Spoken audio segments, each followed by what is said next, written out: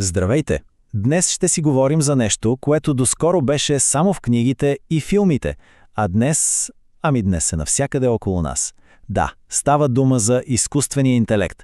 В следващите минути ще разнищим този сложен термин, за да видим какво всъщност е AI и как променя света ни тук и сега. И така, какво сме подготвили? Първо ще си отговорим на най-важния въпрос. Какво изобщо е това AI? После ще се гмърнем в ежедневието, за да видим как ни помага да живеем по-добре. Ще разгледаме и как AI движи цели индустрии.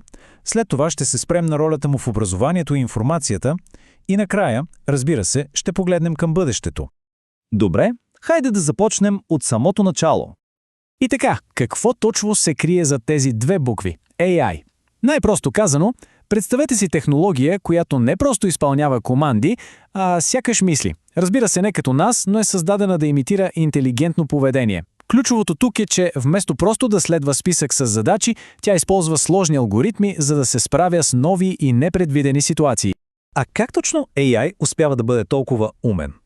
Всичко се свежда до няколко основни неща. Първо, тези системи са невероятни в разпознаването на скрити модели в огромни количества данни. После, на базата на тези модели, те могат да взимат решения. Дори могат да прогнозират какво ще се случи в бъдеще. И накрая нещо, което доскоро беше немислимо, те могат да създават напълно ново съдържание.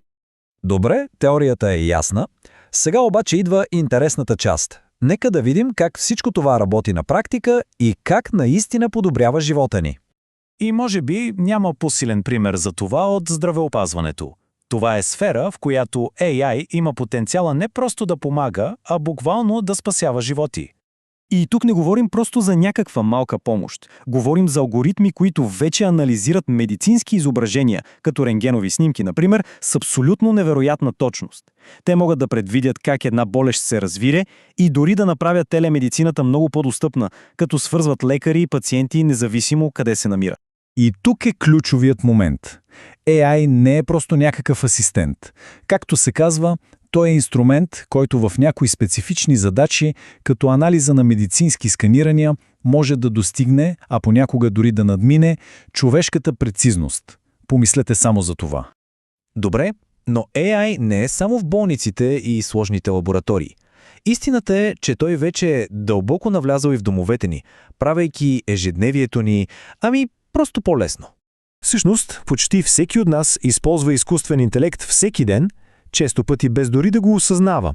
Когато попитаме гласовия асистент на телефона си за времето, когато навигацията ни намира най-бързия път в задръстването или когато някой онлайн магазин ни препоръча точно това, което търсим, да, познахте, зад всичко това стои AI. Окей, видяхме как AI влияе на лично ниво. Сега нека да вдигнем малко мащаба и да видим как изкуственият интелект оформя големите системи, които буквално движат нашия свят. Да вземем транспорта, например. Това е сектор, който в момента преживява истинска революция. И познайте какво? Двигателят на тази революция е изцяло изкуственият интелект.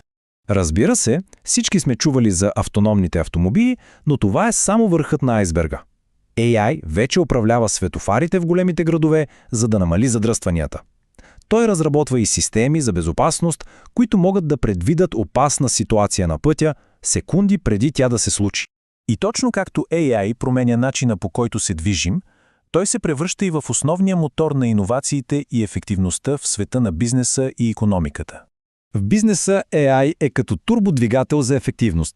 Представете си системи, които анализират гигантски обеми от данни, за да открият скрити пазарни тенденции. Чат-ботове, които обслужват хиляди клиенти едновременно. И алгоритми, които оптимизират всичко, от логистиката и производството до това, коя реклама да се покаже в точния момент. Добре, видяхме транспорта, видяхме бизнеса. А какво се случва с съзнанието? Как AI променя начина, по който учим и се информираме? В сферата на образованието, тук потенциалът е наистина огромен, защото AI не просто дигитализира старите методи, той предлага нещо съвсем ново – възможността за напълно персонализирано обучение. Само си представете една образователна система, която не кара всички да се движат с еднакво темпо, а се адаптира към всеки отделен ученик, към неговите силни и слаби страни. AI прави точно това възможно. И в същото време освобождава учителите от досадни рутинни задачи, като, да речем, проверяването на стотици тестове. И този цитат го казва най-добре: AI не е тук за да замести учителя.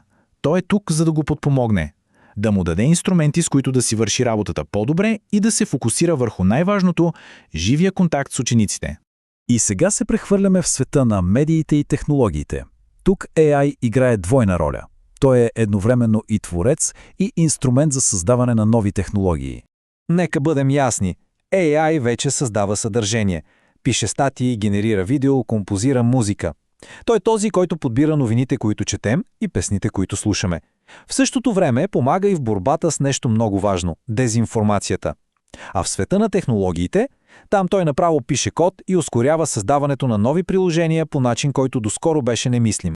И така, след като направихме тази бърза обиколка на света на AI днес, какво следва? Какъв е големият извод от всичко това?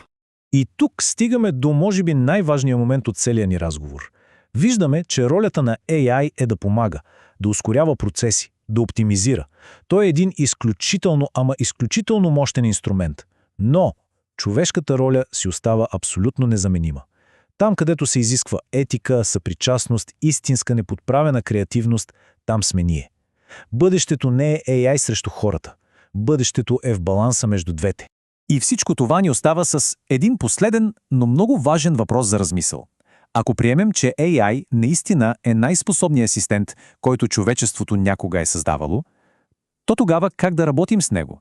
Как да изградим това партньорство, така че да извлечем най-доброто и от машината, и от човека? Отговорът на този въпрос е: той ще напише следващата глава от нашата обща история.